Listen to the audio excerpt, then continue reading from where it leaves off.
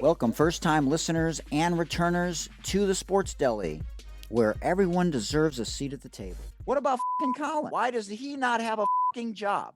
Because he's still being whiteballed. Why is Tom not speaking out about that? He should be his biggest fucking ally. And he hasn't said one fucking thing. A lot of people that have come on this show, I don't know why, they've gotten some good fucking jobs afterwards. Jim Rome in the jungle. It's right here in the Sports Deli, baby. We got some good ass karma right here. Let's fucking go. I love it. Man. I love it. We hope you enjoy today's show, everyone. All right, let's rock and roll. It's the first time I've wore my Bah Humbug hat. I just like to state that for the record, everybody, as we approach the holidays. All right, let's rock and roll. As a part of our 50th anniversary of Title IX Celebration Series, we're so honored to welcome on the 6th day of National Write a Business Plan Month, TV host, motivational speaker, best-selling author, creator of SpinGym, queen of the pitch celebrity, entrepreneur, and visionary extraordinaire, the pride of Long Island, New York, Forbes Riley. Oh, I don't hear people bring up Long Island very much. Oh yeah, I had to. Because I come talking like this when I do that, you know? Like it's been ages since I've been in New York. Right, and you said disheveled earlier, so there's that. Oh my gosh, I think we say a whole lot of things. I lived in LA for many years, and I remember them saying, people in LA are a little slower, which was perfect because I was so New York aggressive that I got twice as much done in half the time. That's right. Absolutely. Love the interjection as a part of the intro, ladies and gentlemen. So as a part of the entrepreneurs that we've had on the show, Sheroes and Trailblaze Hers, Forbes is very unique. She's been on the As Seen on TV infomercial phenomenons. That's probably where you remember her. And she's hosted over 195 infomercials and guested on QVC and HSN with more than 350 products. Most famous probably for Jack Lalanne Juicer and Montel Williams Healthmaster. I need Forbes to help me with my t-shirt business. She attended the University of Rochester, but not before skipping a grade growing up. Her father was an inventor and magician. And as a health and fitness expert, Forbes was inducted into the National Fitness Hall of Fame and is a creator and CEO of the fitness phenomenon SpinGym. Product alone has sold more than 2 million units. Oh my God, shit. Who needs a fidget spinner, ladies and gentlemen? Look at that. For those of you watching on YouTube, I love it. I've heard her on Clubhouse and always love what she has to say. She's shared the stage with Dr. Oz, Montel Williams, Kim Kardashian, Grant Cardone, who's also on Clubhouse all the time, and Joe, don't call me Theismann. She's been on numerous TV shows. Her ex-husband played football at Notre Dame. She was born the same day as Al Pacino, Renee Zellweger, Ella Fitzgerald, Tim Duncan, and Meadowlark Lemon. Now get this. She was born the same year as Greg Louganis, who I've been trying to get on the show forever, Yannick Noah, John Elway, Cal Ripken Jr., Apple's Tim Cook, actresses Julianne Moore and Daryl Hannah, Kim Alexis, U.S. Open champ Jane Geddes, and golfer Julie Inkster. Damn. She has a podcast called The Forbes Factor, Your Secret to Health, Wealth, and Happiness, which has a 4.9 rating. Why it doesn't have a 5.0 rating, I have absolutely no idea.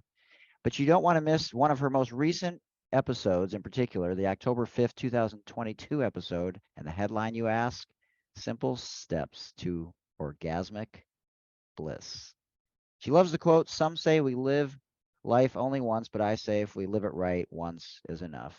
And she's fanatical about minutia, and today you will hear the rest of the story. She just had, as you heard earlier, her perfect pitch party. You can find her on Clubhouse and on Twitter at Forbes Riley, and on Instagram at Forbes_Riley, and on our website, ForbesRiley.com. Forbes, truly an honor to have you on. Speaking of disheveled, I was disheveled for a second when you interjected, but I think I brought it home there, so hopefully that... Oh, I think you did great. No, because my current husband, my beautiful man, is going for Mr. Olympia next week. Oh, dang. Oh, yeah. He's the most fit human being you've ever met in your entire life. Wow. And I'm happy to share a photo of his. And I know some of this is on a podcast, but some of this is visual. And on Clubhouse, we never get to do this. But this is a little bit of me. And here we see Forbes as a motivational speaker, as a workout guru, and showing off a lot of her products from QVC and HSN. Let's give it up for Forbes Riley! The reason you don't have what you want is you don't know what it is. I've grossed $2.5 billion by tweaking people's pitches on infomercials. You hear things differently than I do. I hear money every time somebody talks. I hear enrollment, engagement. Hi, I'm Forbes Riley, and today we've got a great product for you. Take a look at this. She's got me working out. What are these called? It's called a SpinGym. She launched her multi-million-dollar company by mortgaging her house and her kids' education fund. She knew it was going to happen. I think pitch is everything. I don't care what kind of product that you've got. If you don't know how to pitch or articulate it, you will go nowhere. There you go. That's one of my absolute mottos. So yes, I love showing the visuals. As an actress and a television host, the visuals matter because it also proves that you are who you say you are. Yeah, absolutely. Let me ask you this question because sometimes I jump around, but I've had everyone from Jay Billis from ESPN to Barbara Majeski and David Meltzer from Breakfast with Champions. But I'm curious if there was a pivotal life moment for you when you were older, or was it something in your childhood where you were empowered by your upbringing? Because you and I grew up in a time where women and people of color in particular, were not given the same tools and level of empowerment that people like me were with white privilege. So I'm just curious, what was your upbringing like where you were such a strong woman? I definitely did not notice that I was a woman for a long time. I did notice that I was very ugly growing up. That was one of the things I wanted to be, was pretty. And one of the pivotal moments was my dad had a horrific accident and spent 3 years in the hospital. And we had no money, and I had a broken nose. I had braces for 8 years. I had a tongue crusher on my mouth. I talked like this. I had a very odd childhood, very little friends. And I grew up watching a lot of television. And so I only knew whatever I wanted to be. Now, I didn't have enough people around me to tell me what I could and couldn't do. My dad was a magician and an inventor. I lived in a very interesting, magical world. We did actually magic. I could make doves appear out of places. And so people would always go, wow, that's amazing. And I used to watch the television or the movies, and I wanted to be James Bond. And I made a very clear decision when I was young that that's what my life was going to be. I was going to live the most fantastic dressed up life with hot cars and going to Monaco and being a spy and going scuba diving. Literally, that was my blueprint of what I wanted. So it didn't matter what you said or what you did. I didn't care.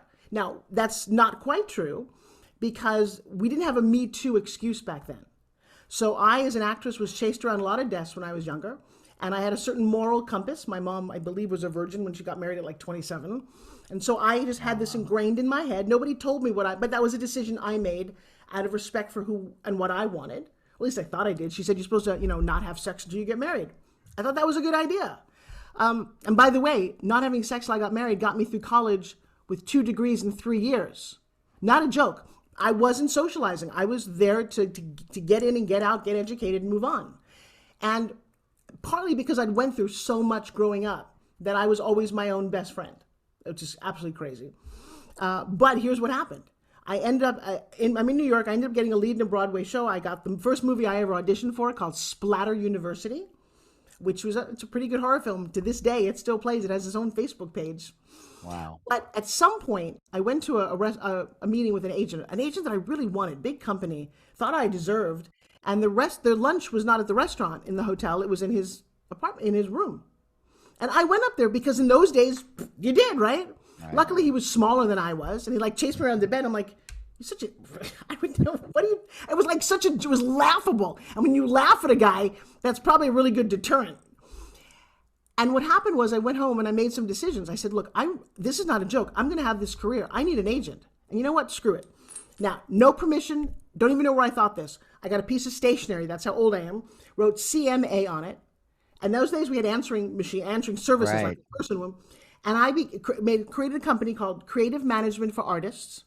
I hired a British woman named Lindsay Maxwell. And Lindsay loved Forbes Riley. And Lindsay would go, oh my God, Forbes is the most fantastic. You have to meet her. Well, guess what? I was Lindsay Maxwell the entire time. And that's exactly what I did for 3 years. I booked everything. You mentioned Julianne Moore. I was on a soap opera with her and Meg Ryan. I booked commercials and television. I learned the business as my own manager, acting as if, and I'll tell you what, back then without cell phones, a little challenging. You're on set. Right. I'm going to call your manager. I'm like, shit, you got to call. I felt like Clark Kent. You're going to call my manager. I got to find, excuse me, I got to find a payphone. And I did that at a very early age. And I did a lot of those things. Well, wait, let me ask you a question because I feel like there's a disconnect between what you're talking about in your college years with your 2 degrees in 3 years. And then all of a sudden this light went on. But what like what triggered that? You know, like you're so academic, but then all of a sudden that you flip the switch. There's something there that it's not registering with me. Oh, well, see, that's interesting. And that is why I, I teach my life story on Sundays. And I've been doing this because it's a fascinating when you look at it. And I realize I know what I'm talking about. I got so excited about that. So I always, as you should. Well, I have definitely two sides to my life. I'm a little off the chart smart. And so in school, that was good and bad. At 7 years old, second grade, I'm doing linguistics with the principal of my elementary school. I speak 2 languages. My parents don't speak 2 languages. I decided I was going to speak Spanish. And all of a sudden, I'm just doing, but see, so I became a non-rule follower. So the first time this happened, I was 12 years old. I'm in 6th grade. And I'm like, again, just wickedly smart, going through all, on top of the A's, there's not enough they could teach me. And when I got there, they said to me, you can now take an advanced language, advanced math, or advanced science. You can take 2 of the 3. And I said to them, why do I have to choose? I'm 12 years old. They said, well, because that's what you need. Pick 2 of the 3. They're language, advanced math. I said, I want to do all 3. They said, well, you can't. I said, because why? What 12-year-old says because why? And so I did, and I enrolled in all 3. So did a couple of other my smart friends. Gets to be 9th grade, and we're going into high school, right? I'm sorry, 8th grade into high school. 9, 10, 11, and 12 was my high school. Well, I'd already finished all of the 9th grade curriculum, and they said to me, okay, you get to graduate early. And I said, no, I don't want to miss my senior year. Did you not read the handbook? That's like the best year. Right. Why don't I just change homerooms and go from 8th right into 10th grade? Who thinks of this? And that was always how I managed everything. So it was not unusual for me to figure out things. Now, I will tell you, so here I am. Let's see if I can figure out where this is. I guess being a goofy kid paid off in the long run. Who knows? I love that I had a chance to speak about my life. Can you see this? Yeah. So that there's my dad showing them, we had a very small house in Long Island. He was an inventor, magician. That's me, little love of his life. Had one younger sister, and definitely a cute kid in kindergarten. But see my teeth? I had this really weird mouth. And so some orthodontist from hell said, let's put her in a full set of braces, and then let's stick this in her mouth. So for 2 years, I talked like this. Nobody wanted to be my friend. I was overweight. Got hit in the face with a baseball bat. My nose was crooked. I was overweight. Fast food came out. My mom was 260 pounds. Oh my God. And I ended up being this ugly little girl.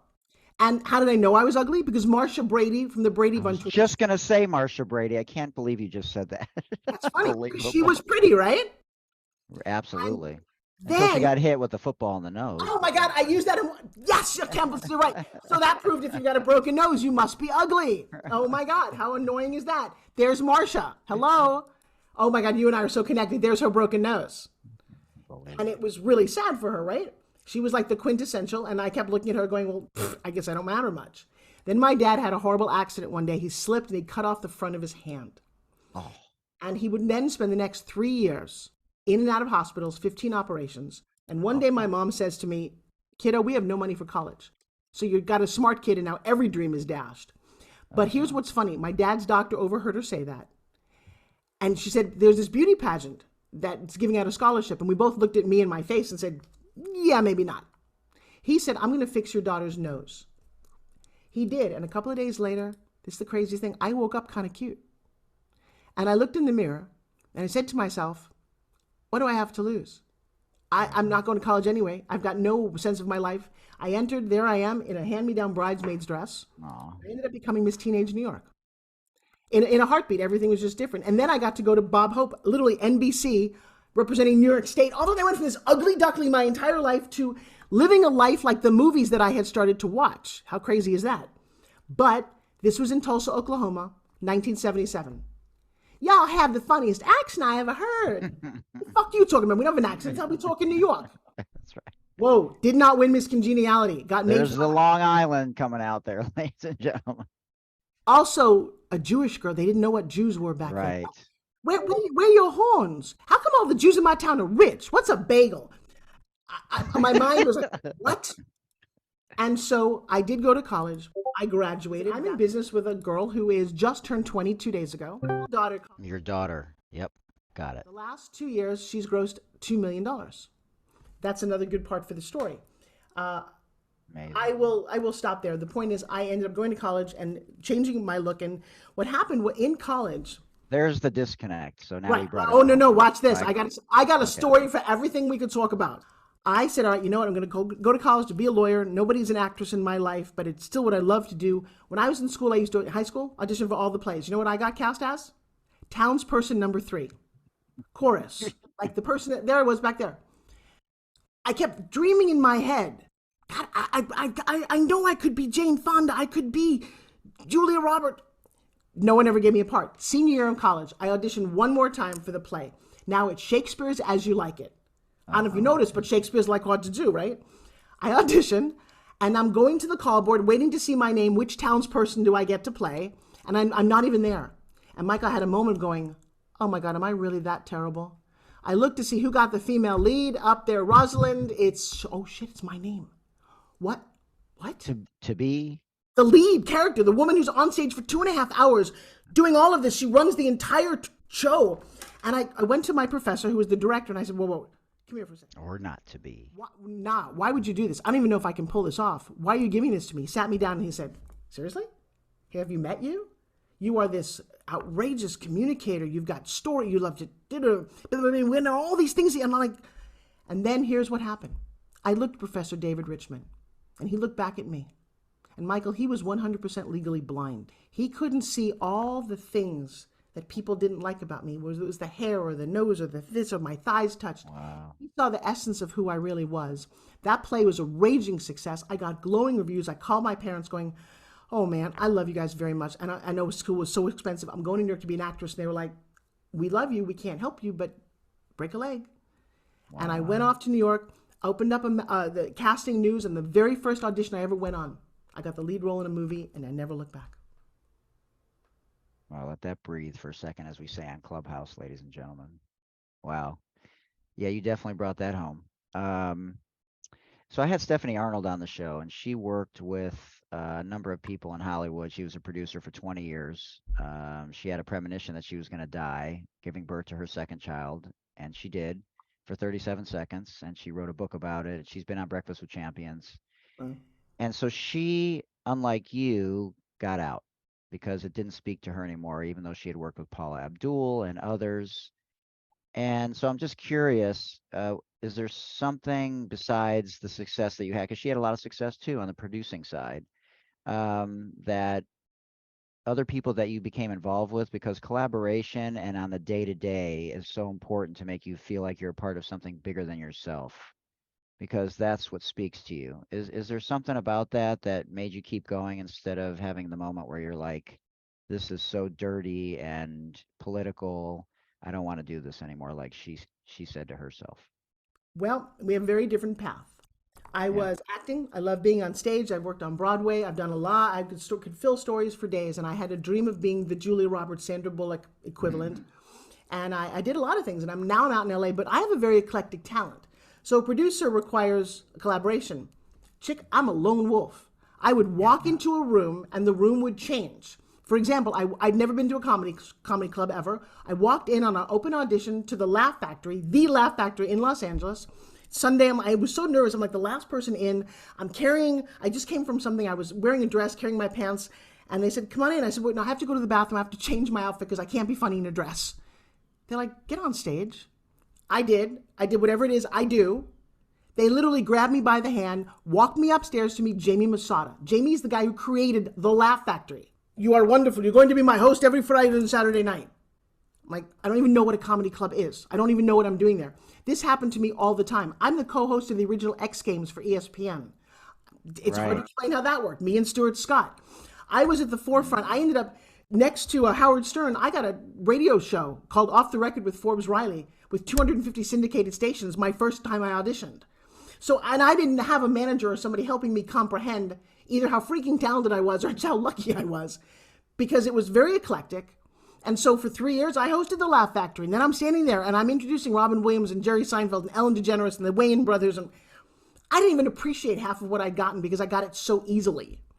But I wasn't getting the movie roles that I wanted. So I just kept going. All of these were distractions. Then one day I walk into an audition, sell me this pen. I pick up the pen. I'm like, all right, you know what?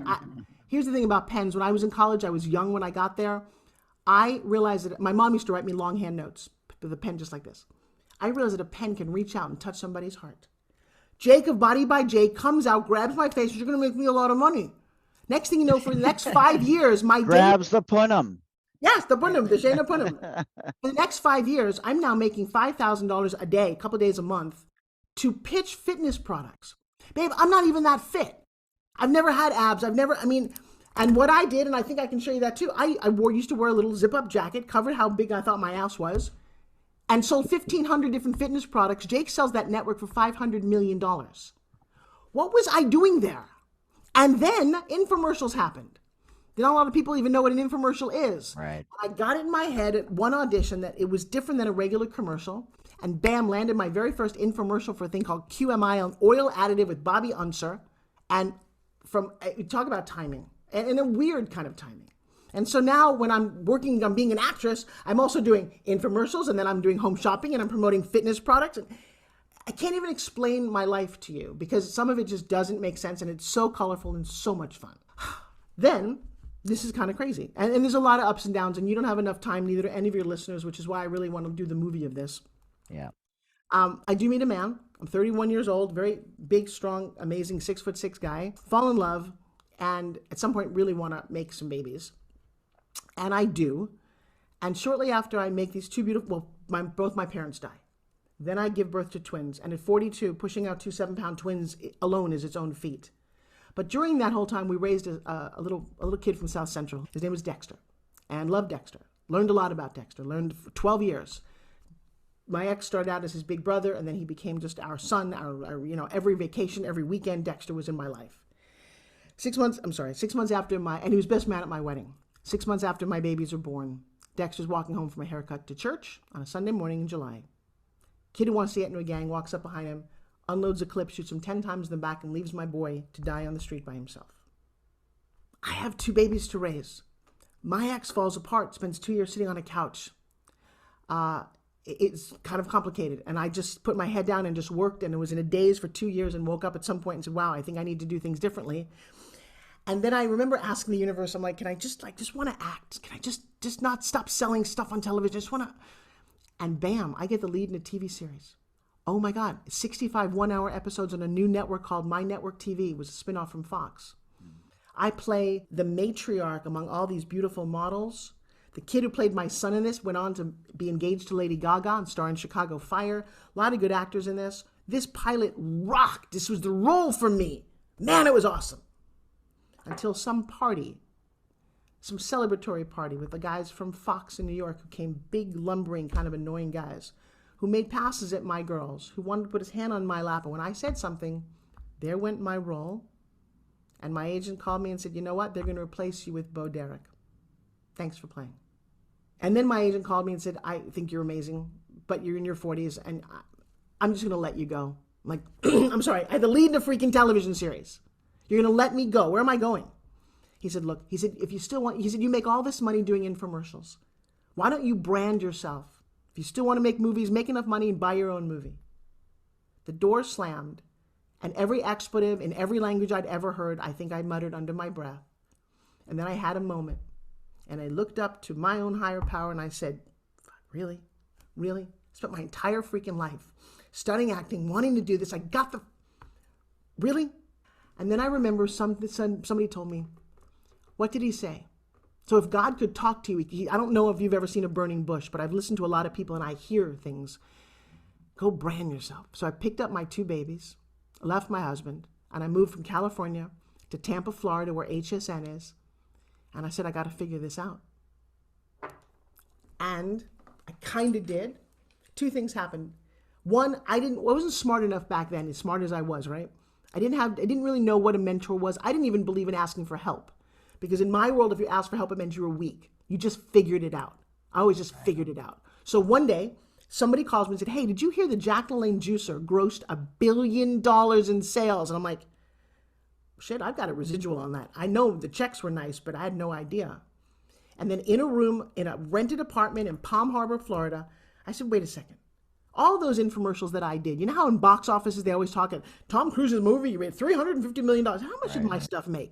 I started calling producers, and I heard we had $100 million hats. We had 500. Montel was a $900 million hit. Well, I was responsible for those sales, and I started adding all of this up. You're on home shopping. You know, on home shopping, you have to do $1 million days, or they don't keep you on the air. I've been there for 28 years, and I added it all up, and I'm sitting there, and it was like $2 billion. That was 12 years ago. Right. Be mindful. I've only made it up to $2.5 billion because at some point you expect me to show up in a Rolls Royce everywhere. I didn't make all that money personally, but I generated all of those sales. Right. And then I said, I'm going to call myself the $2 billion host. Within minutes of getting that branding and understanding who and how powerful I really was, that what I contributed, I started getting on magazine covers. And all of a sudden I had this brand. And then the final straw for me was I always promoted other people's products. I am the ultimate affiliate marketer. We used to call him spokesperson. You give me a product, I create the pitch for it. I created the pitch for over 3,200 different products. I get brought into companies to write their pitches, talk to their sales team. But I never had my own little thing. And I'm just going to say it out loud. I prayed for this. When I lost my show, I hit the lowest point I'd ever hit. And it was in a green room, which is the waiting room in a TV show in London, England. So there's a thing on home shopping where you're given 24 hours to sell a product. It's called Today's Special. You can gross yourself a couple $100,000 in a day as a salesperson. Really nice, right? So I said to myself, I said, Forbes, 2 things you're never going to do anymore. You're not going to do any more nudity in films, because at this age, people used to ask all the time. As a woman, that's one of the other problems about being a woman. And you're never going to sell anything that you don't truly believe in. You're done with that. You're never going to do that again. As soon as I said that, I get a phone call, literally. Hey, can you come to England to do a Today's Special? I've got my little 3-year-old babies. It's for an elliptical bike, blah, blah, blah. I said, well, all right, fine. I'll do one last trip to London. Hang up the phone. A couple days later, the product shows up, and it's crap. It's a crappy elliptical. It's not good at all.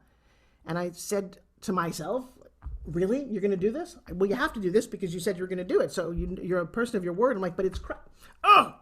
Next thing you know, I'm in London, and I am pissed. No TV series. I'm selling crap. I've got 2 little kids. My marriage is not working. I've got a dead son. Fuck. Really? Really? Really? All of this is right. I'm going to give up. I give up. I need you to show me something. That's in a green room in London. Shortly after that, I went on to sell my elliptical, and I bombed. I've never bombed. I went on the hour next time, I bombed. I'm sitting there by myself, and I am railing. You want to know what rock bottom feels like? I was sitting in it.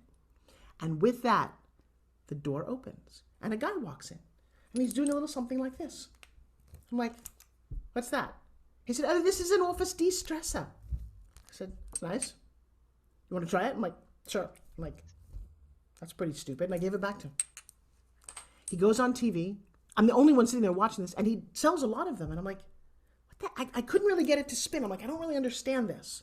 He comes back, and I said, dude, what do you do here? Oh, you have to wind it a certain way. So if you wind it up like this, okay, I'm winding, give it like this. And then it started to spin. And Michael, as God is my witness, I had a vision. And I saw my life, and I said, this is the greatest fitness product ever. And he said, no, it's not a fitness product. It's an office de-stress. I said, no, you don't understand.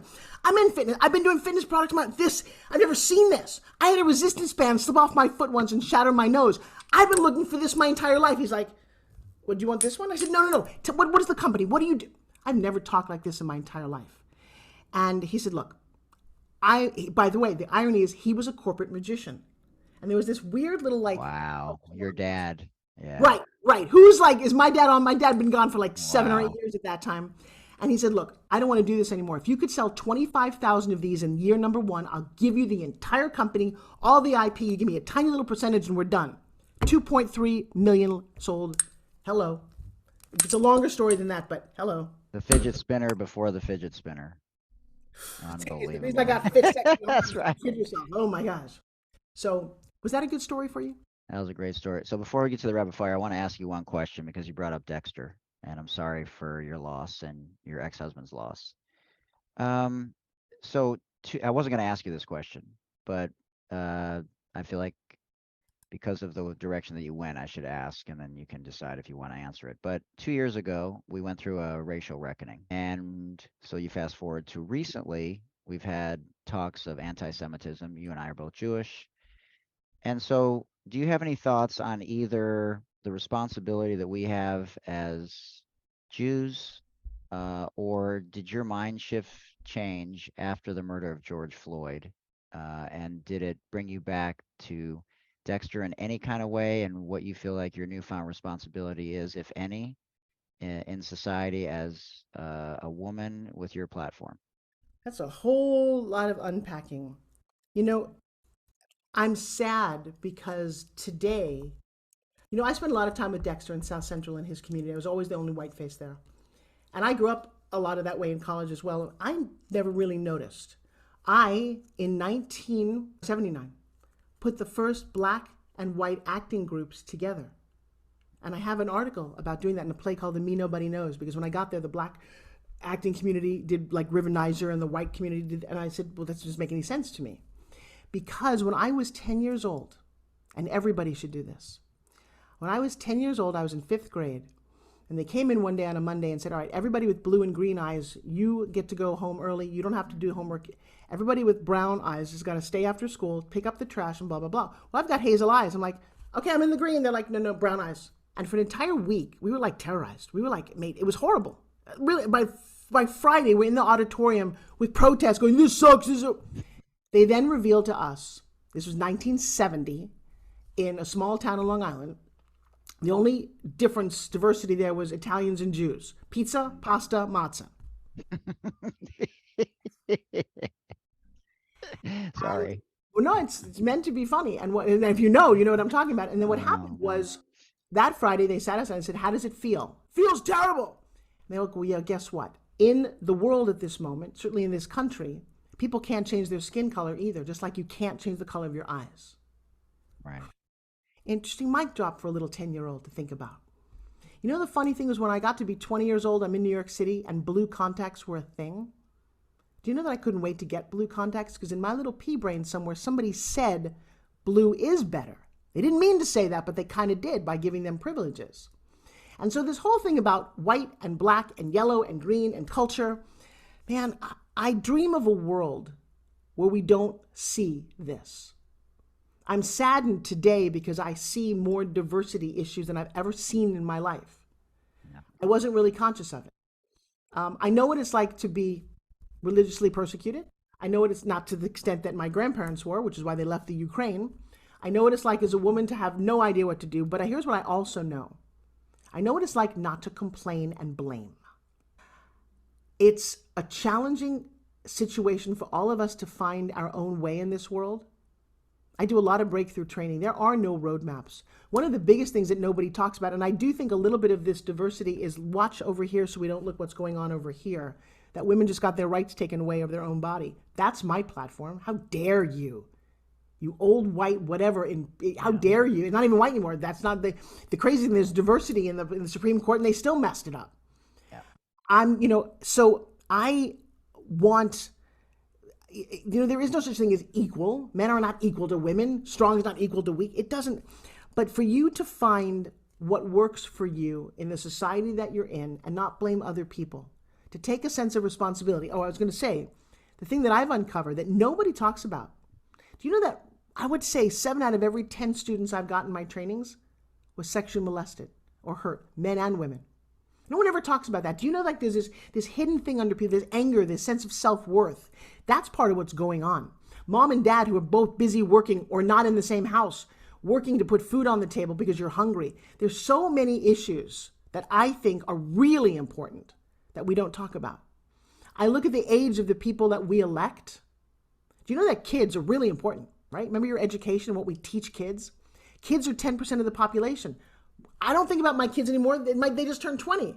When they were babies, all I could think about was baby safety. We should be doing this. Now they're educated. Now they're in middle school. Now they're teens. Now there's drugs. Now they're gone. They're done with school. I'm like not thinking about it. But kids are 100% of our future. So I would love a world where we sit down and have some real meaningful conversations. I don't care what the color of your skin is. I really don't. But a lot of people have been. Here's the thing. I don't know the answer. Here's what I do know. I think how we teach our little ones and what we expect them to grow up is going to be a real problem if we don't straighten some of these things out. And I'm a little confused by the world that we live in. And I operate from a sense of love. Because of that exercise, wouldn't it be great? I don't see color. I just don't. I never did. I love diversity. I've traveled around the world. Everybody's different. I say this all the time. I do Zoom calls of 100, 200, 500 people. I tell people, look left, right, up, and down. None of you look like the other person. That's the epitome of diversity. Who cares? But people seem to be caring a lot lately. So I don't know if I answered your question. I dream of a world where people are happy. This last week, 2 friends, one in his 40s and one who's 24 that taught my kids to ride a bicycle, committed suicide. That's an issue I want to talk about. Why are people feeling so bad about their lives they want to end it? So I guess depending on whatever happens to you in your life, you get to pick your battle, your issue. I have you want my issue? And it's nobody else's, and don't ask me for pity, because I don't need your pity. But I am a woman of a certain age. I turned 62. Holy shit, that's old. It's like freaking old, right? I fell in love with a guy 17 years younger than me. Oh, and this is what he looks like. Oh, you want to know the prejudice that I get? And can you see his picture, Michael? Oh, yeah, Mr. Olympia. There you go. Soon to be, yep. Yes. And everyone says to me, oh, yeah, what are you, fucking your trainer? I'm like, excuse me? I'm sorry, what? Oh, yeah, he's only after you for your money, you know. I'm like, excuse me? And I'm sorry, but if you don't think that's a form of prejudice designed to make me feel bad and him feel bad, as opposed to saying, hey, if you're in love, enjoy it. Whatever works for you. But we don't do that. We judge everything and everybody. So I love the golden rule. Do unto others as you'd have them do unto you. Absolutely. Well, let's pivot and answer a few rapid fire questions. I thought that was a phenomenal answer. Appreciate the transparency. And, you took the road less traveled, as Scott Peck said in his book, and others would be wise to find their true road less traveled. Most amazing thing about your current husband? The way he holds me, looks at me, and tells me the world revolves around me. Yeah, I love it. Best meal he cooks. Does he cook? Well, right now, he a whole lot of protein and a lot of steamed vegetables. Oh. But he makes a mean birthday cake. That's the funny thing. When Joshua's not doing this will be his last competition. And I didn't show you an important picture of him. And I think this is another thing that is important to me. The story of how you overcome the obstacles in your life. With both my husbands, I fell in love with the story of who they are. Joshua lost his dad when he was 2 years old in a car crash. His mom then married the dad's brother, his technical uncle, to raise the boys. He was killed in a car crash when he was 15. Oh my gosh. That's a lot of losing. So his sense of loyalty. Josh was on a path he's a graphic artist, he's a cinematographer, he's also been at Chippendale and the Centerfold and also Man in the Navy. Very diverse, really fun. He's been a top fashion model. I love all these things about him. January 2020, life is good. He just won a huge competition. Life is wonderful. He gets on his motorcycle and he gets hit by a kid in a car. He's then going to he shatters his ankle, his back, his ribs. He's then going to spend the next 6 months in a wheelchair, and he's going to look a lot like this guy on the left. Wow. He shrinks down to nothing. COVID hits. Remember, this is 2020, January 2nd. So 6 months into COVID, life is weird for everyone. He says to me, when the gym opens, I'm going back. I said, why? He said, because I'm going to be Mr. Olympia. I'm like, oh, dear God. He's got his own way of doing things. He has a unique, he calls himself a biomechanic. He doesn't train, because he doesn't do any push-ups, no sit-ups, no pull-downs, no squats, and very little cardio. And that's what he does. He has a way of doing this that most people never do. I said, you should get your program out. Wow. A year later, he's on stage at Mr. Olympia, and it's exciting, like the most exciting thing to happen, right, since COVID happened, all right? He gets on stage, he looks great, and he limps because he's in so much pain. And my heart breaks. He doesn't even place. And he gets off stage and he's shattered. And I'm like, why do we do this to ourselves? Really? You look amazing. You deserve massive kudos. Your success story, what you overcame, is so powerful. And he's really sad. Wakes up the next day because he's also a world champion. He's got a way about him. He says, I'm going to do it again. I'm like, do what? He said, I got another competition. I'm going to do one more. I'm like, so it's 8 months later, he wins 2 titles. First for his height, and then first in open. Like, he beats a 22-year-old, okay? Wow. Then he says, I'm done. He's got like the Tom Brady thing. He comes back and says, yeah, I'm not really done. Oh, God, don't get me started on Tom Brady, but okay, go ahead.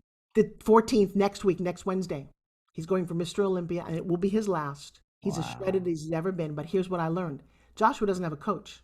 How does that man do that? I don't have a coach. I have lots of coach, but not. If you are a true winner, if you set your sight on north, and I ask him this all the time, because he's got to get out of bed even though every night he's dying in pain, so much pain. He does it anyway. I love the lessons I've learned from this man. And the answer to the question is, what does he cook in the kitchen? Not nearly as how he cooks in the bedroom. Fuck. I should end on that question, but I got a couple more. So let's keep it going. You guys have both found your North Star. That's amazing. What's the best parenting? Remember, this is rapid fire, Forbes. No, have you met me? What's the best parenting advice that you can give people out there? Because it's not as easy as it used to be. No, it's first of all, stop saying it's not easy. Don't tell your kids no, get them to tell you no. What do I mean by that? My kids are little. We're in the grocery store. And there's all those candies when you check out, right? I used to hate kids going, Mommy, I want this, I want it. I'm like, I'm not going to do that. My twins are 3 years old. I turned to my kids, who we eat pretty healthy. I said, could you guys go grab me an orange over there? We're checking out. My daughter says, Mom, there's no healthy food here. There's only candy. I said, what do you mean there's only candy? She's like, and she looks at her brother. She's like, oh my gosh, she's Mom, I think bad men put that here to trick us. I said, you're so right. And every time we would check out, that's all I would say. Bad men put that there to trick us. My kids just turned 20. My son says to me the other day, Mom, you did something really cool. You made us punish ourselves. I said, yeah, I know. What's the point of me sending you to your room or taking away your phone? And now as an adult, you have to punish yourself. There's consequences. And they learn to say no. I didn't have to tell them. That's amazing. Latkes, matzo ball soup, or fried matzah? Oh, dear God. You know what's so funny? Oh, you just brought up like everything about my childhood. Fried matzah was what my mom, who's been gone for 23 years, would make us. It's crispier, the better. And I haven't thought about it since you said that in so long. Matzo ball soup is so freaking doughy. Hate it. What was the first one?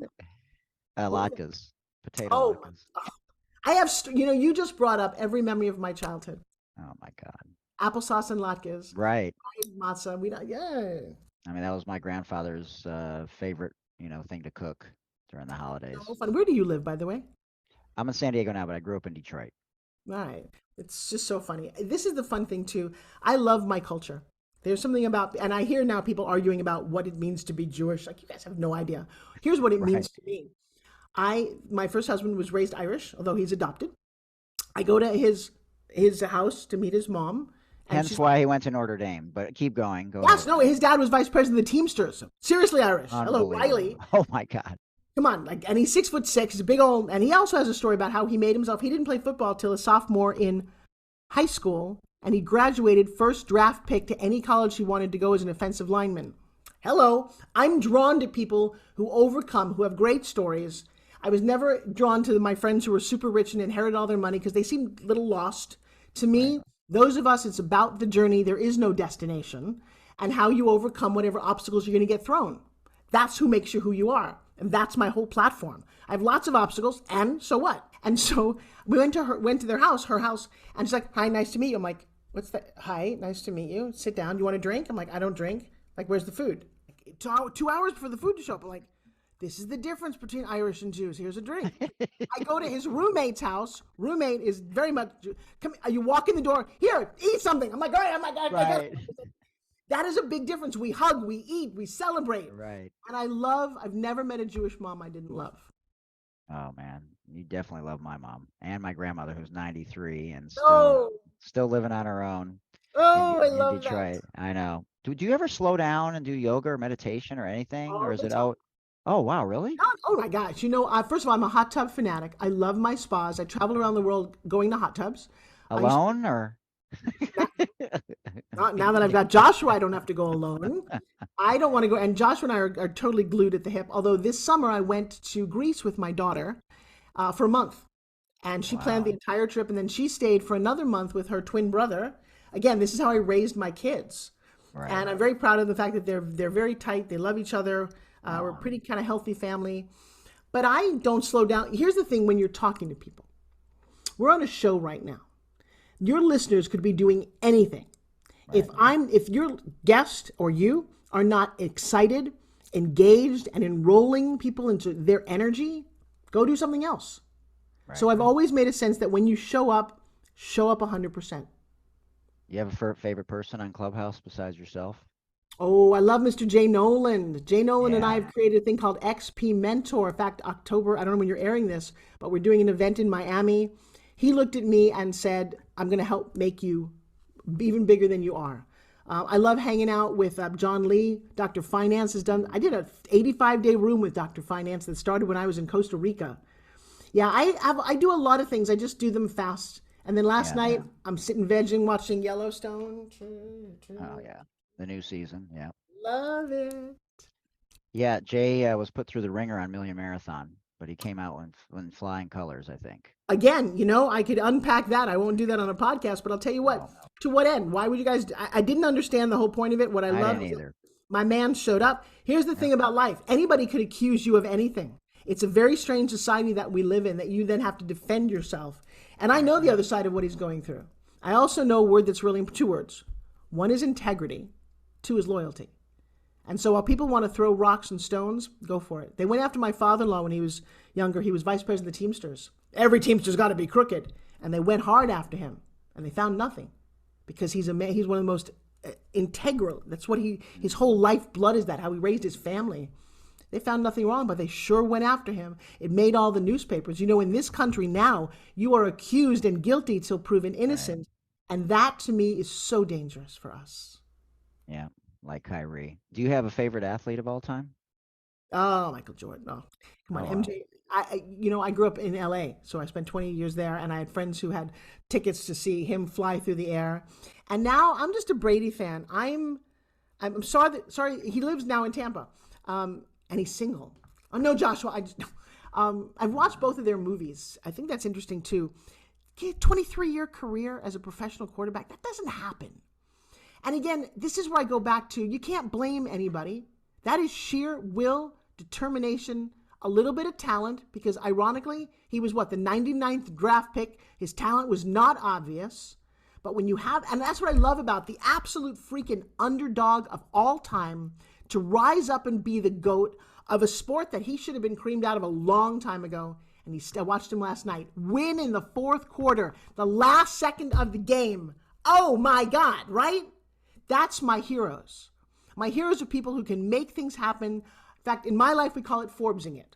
What have you Forbes lately? There you go. I love it. Because that means that you manifested something, especially when no one else thought you could do it. That's my whole life, and I think it might be yours too. Yeah, I appreciate that. I mean, I've been very critical of Tom for other reasons, but he certainly, you can't argue that he is the GOAT. That's all I'm focused on. Right. That's all you're focused on. I'll leave it there. Yeah, for because today. I don't know these people. Here's the thing. I try not to break down people that I don't know, and it's important to know that. I just look at the record and go, dude, even last night, because here's what's going on. For most mortals, you're on a game that the world is watching. Your reputation is seriously at stake. You could blow it at any minute. You could get hurt at any minute. And then you're down the entire time. For entrepreneurs, when you're down, where does your brain go? The crazy thing about this man's brain is that switch. It is not over till it's over. And people say this all the time. They say, well, Forbes, that's not possible. When I get a customer service person on the phone and says that's not possible, you know what my response is?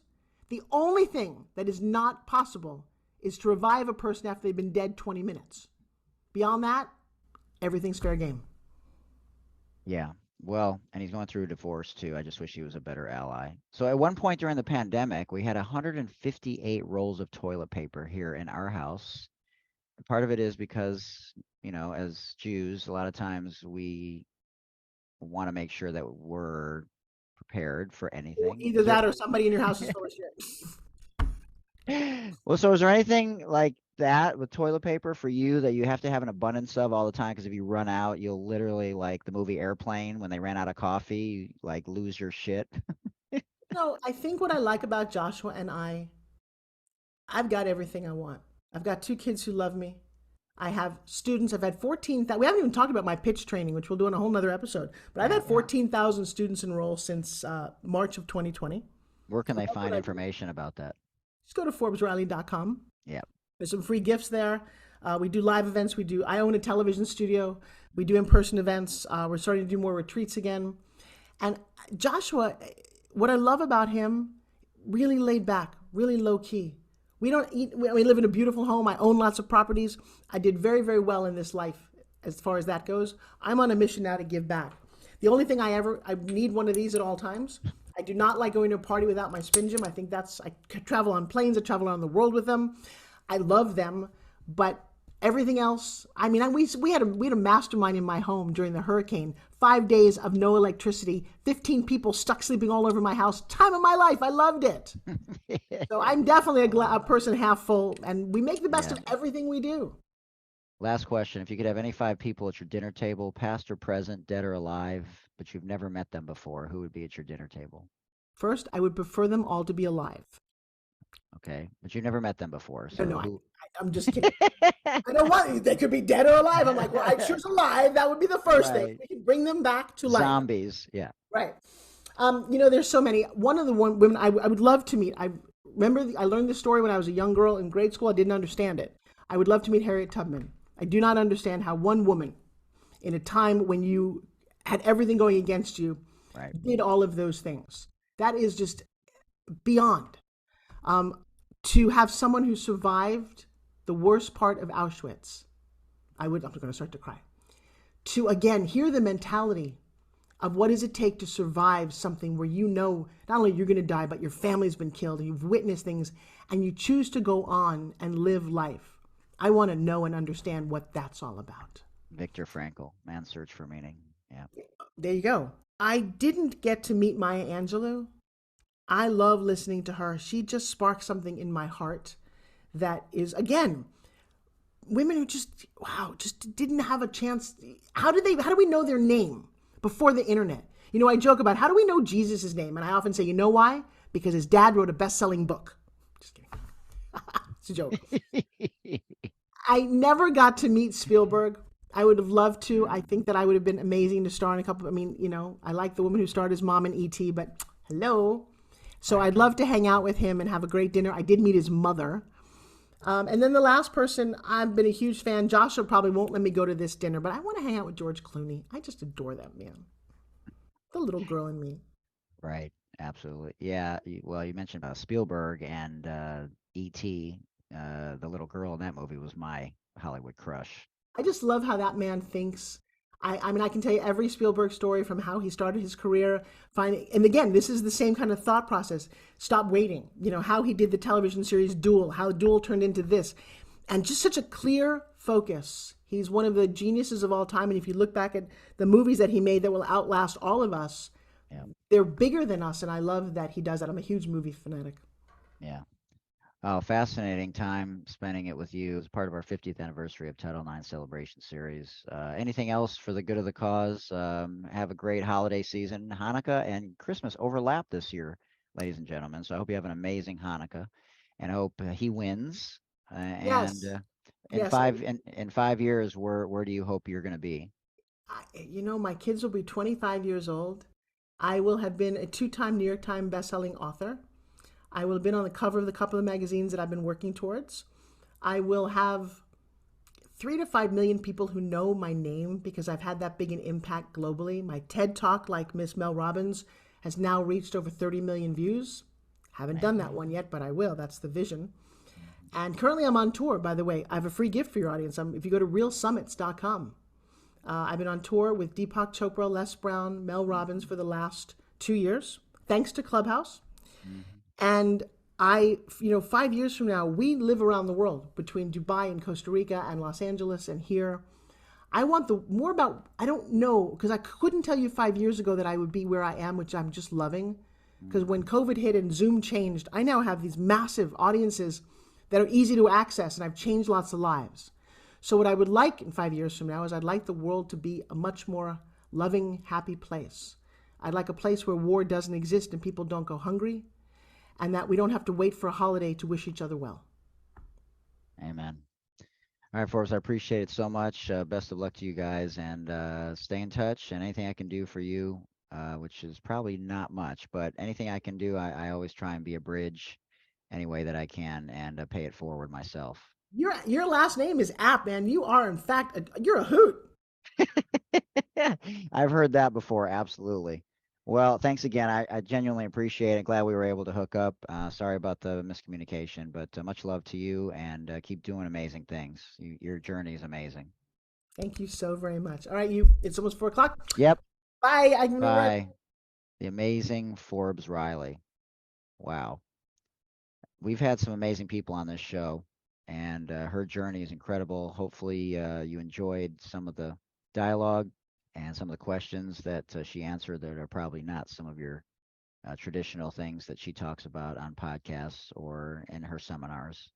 But she's a global brand, and I have a sneaky suspicion that she's going to continue to use her platform to pay it forward and to shed light in a lot of the areas that we talked about today, and in some of the areas that she's still passionate about, as she should. As my grandmother always says, it's your 100 years. Now go make the most of it. Till next time, much love, everybody. Thanks for joining us today. Peace. Here are today's outtakes. Enjoy. Hey, Good. you. Wow, you have the same background that Auntie Chantel had when she came on the show. That is phenomenal. Isn't that crazy? There you go. That is amazing. How are you? I'm good. I'm good. Can you give me like 45 seconds and I'll be right back? Oh, I'm good. No, not a problem at all. Okay. Okay, I'll be right back. Hey everybody, welcome back to lesson number 2. So now that you know your name, the big question is, what do you do? And we're going to go with you at the party or wherever you are is lesson number 2. Well, hi everybody, and welcome back. All right, you got your manual? You got your fucking workbook. No. Hey everybody, welcome. All right, so that's going to be. Thank you. That's all right. I'm recording something. Oh yeah, you're good. It's funny. I was doing research on something, and then you know how one thing leads to another, and then I came across these like thought leaders. So by you not coming on when I thought you were coming on allowed me to to see some things that I wouldn't have come across had you know, so it's always an opportunity, right? Well, I appreciate that. I've been working nonstop. I had a party online with 200 people on Friday, Right. 7 hours. Then I did my breakthrough training for the last 10 hours. Then I've been teaching class. It's like, all right, this is a bit much. Yes, that is a lot. That was the My perfect pitch party. It was yeah, the extraordinary. perfect pitch party. Yeah, it was awesome. Yeah, that's cool. Yeah, really awesome. All right. Do I have the ability to share my screen? Yeah, I do. Cool. You can. Yep. Can I do my formal intro and then You can do that'll whatever probably you want. be- I'm just every once in a while I like to make a point, and it's kind of fun to show a video or two. Yeah, absolutely. All right, let's rock and roll. So it'll probably be a couple minutes. So and anytime you want to jump in, just do it. I edit and you know, put a thoughtful product out there. How Hopefully. long do you like to go for? Whatever time you have, you know, if you want to give me a heads up that you only have 5-10 minutes left, we can jump to the rapid fire, or we can finish with something on the sports deli menu that, you know, is important to you to get out there. I'm up to like 45 because I've got a bunch of obligations I can do. So yes. Perfect. Cool. Boy, that was phenomenal. Great job and much love to everyone. Hope you enjoyed it. Thanks for joining us. Remember, Black Lives Matter. Stop the bullying. Stop the Asian hate. Contact your local and state politicians for any inequalities, for any individual or any group that's being marginalized.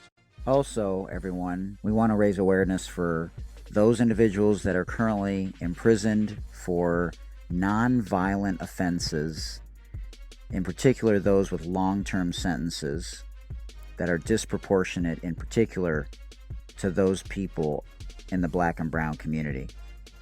And I want to send a shout out to 40tons.co. 40 Tons is a socially conscious cannabis brand, and they're a social enterprise using the regulated cannabis industry to fight injustice, in particular for cannabis prisoners. So check them out again at 40, the number 4, the number 0, tons, plural, 40tons.co, because what they're doing in the cannabis space and being a socially conscious company is truly incredible, and they have my full support. And also wanted to remind all of you, if you're having a tough time, you can always call the Suicide Prevention Lifeline, and that number is 800-273-8255. That's 800-273-8255. And now you can call 988. That's it. All you got to do is dial 988 from any phone.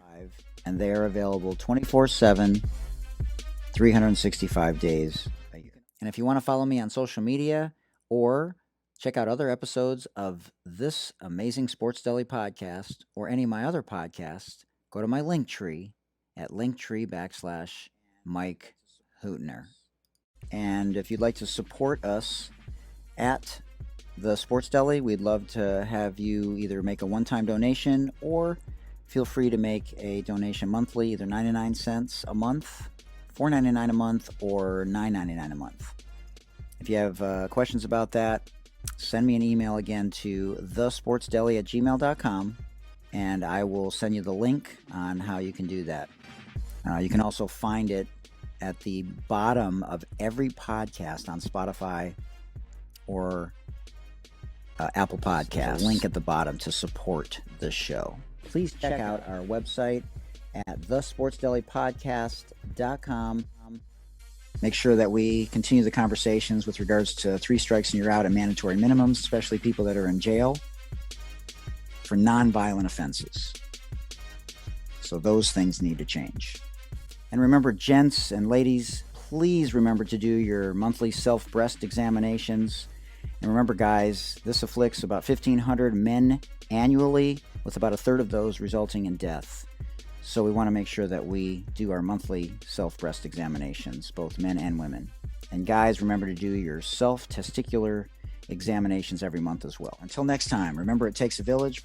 I'm Hootie Hoot. This has been a production of Hootie Hoot Productions. Thank you for joining us in the Sports Deli, where everyone deserves a seat at the table. Remember, it takes a village. Much love, everybody.